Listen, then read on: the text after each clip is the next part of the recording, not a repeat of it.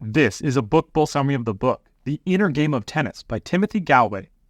Many of us believe that success is achieved through sheer willpower, a solid strategy, and the guidance of coaches or consultants. However, in this script, you will learn that success goes beyond that. It involves listening to your instincts and trusting yourself above all else. By winning your inner game, you can overcome self-doubt and anxiety while silencing the inner chatter that prevents you from performing at your best. Only then can you excel in the outer game and challenge yourself to reach your full potential. So, get ready to learn how to unlock your mind's potential and achieve success.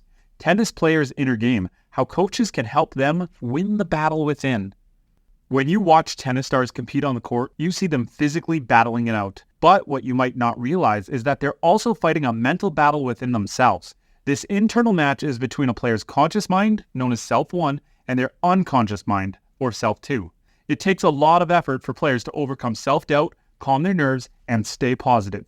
If you've watched tennis matches, you might have seen players talking to themselves, trying to instruct or judge their unconscious mind. These situations are examples of how the two selves interact, and the way they interact can determine a player's success on the court.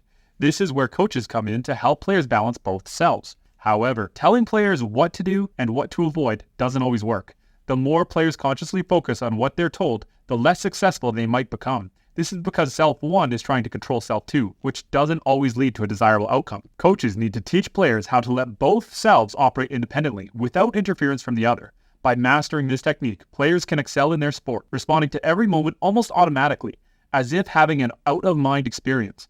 As a coach or player, you might be wondering how you can help both selves interact in this way. The answer lies in learning techniques that allow each self to operate independently and in harmony with the other.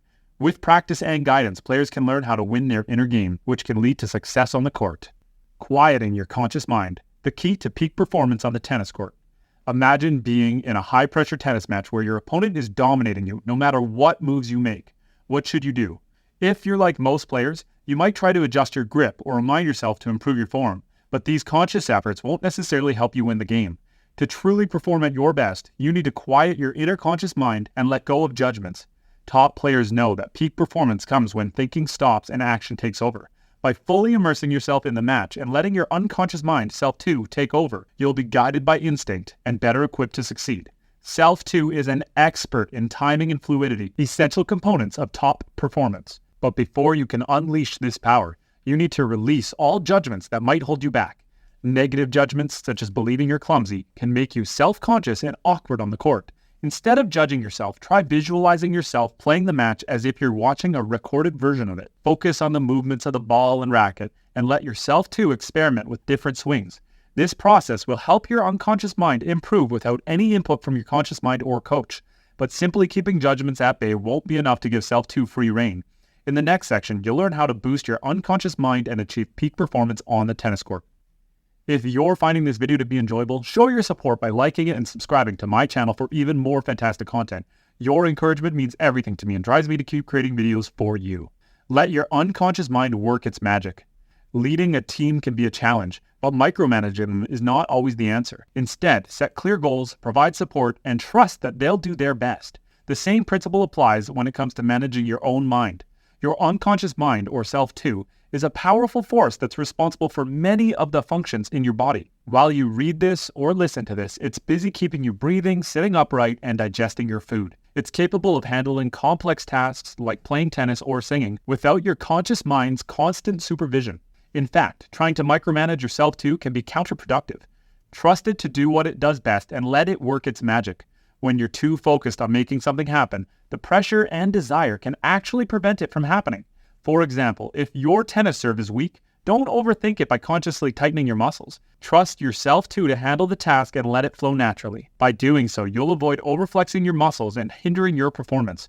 So respect and trust yourself too, and let it work its magic. Stay in the present moment for better focus. Have you ever found yourself lost in thought, worrying about the future, or dwelling on the past? It's a common experience, but it can be detrimental to your tennis game. To stay focused, it's important to guide your mind to the present moment. Your conscious mind, self-1, is always looking for something to do, so it's up to you to steer it in the right direction. When playing tennis, this means focusing on the ball and its movements instead of getting caught up in what might happen next. But how do you train your mind to stay in the present moment? It's all about relaxed focus. Instead of forcing your mind to concentrate, guide your interest toward the object of your focus.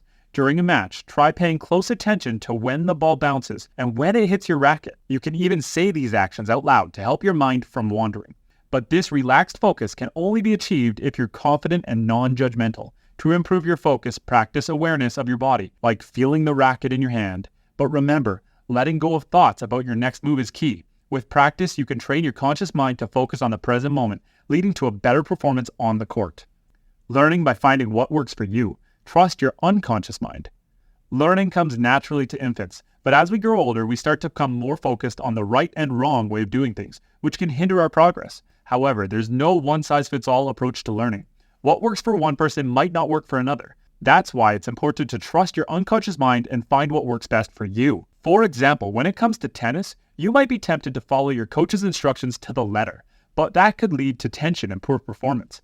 Instead, try different techniques and see what feels right for your body. The same goes for dancing. Observing and trying things out for yourself can be a more effective way to learning than following a set of instructions. This approach, known as implicit learning, allows you to trust yourself too, the part of your mind responsible for executing tasks automatically, without interfering from your conscious mind. By avoiding overthinking and trusting your instincts, you can tap into the learning power of children, who learn through observation and trial and error. So don't be afraid to make mistakes or try new things. That's how you learn and improve. Find what works for you and trust your unconscious mind to guide you. With practice and experience, you'll reach peak performance. Mastering the inner game, how it can benefit more than just sports. Have you ever wondered how you can apply the inner game to other areas of your life? The good news is that this wisdom has far-reaching applications beyond the sports field. In sports, the inner game is about letting go of the need to control everything and embracing the present moment. This mindset allows athletes to focus more intently and enjoy the game for what it is, instead of becoming consumed by fear, anxiety, and anger. But the inner game is not just about playing for the joy of the sport. It's also about competition that benefits you, where you focus on clearing your own obstacles and doing your best. Competitive surfers, for example, take on the most challenging waves to develop their skills. The same principles can be applied to other areas of life that involve an inner and outer game.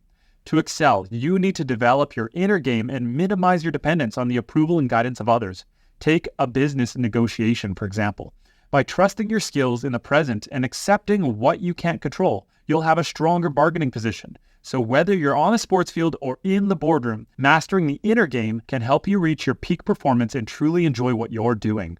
We hope this video provided valuable insights and information for you.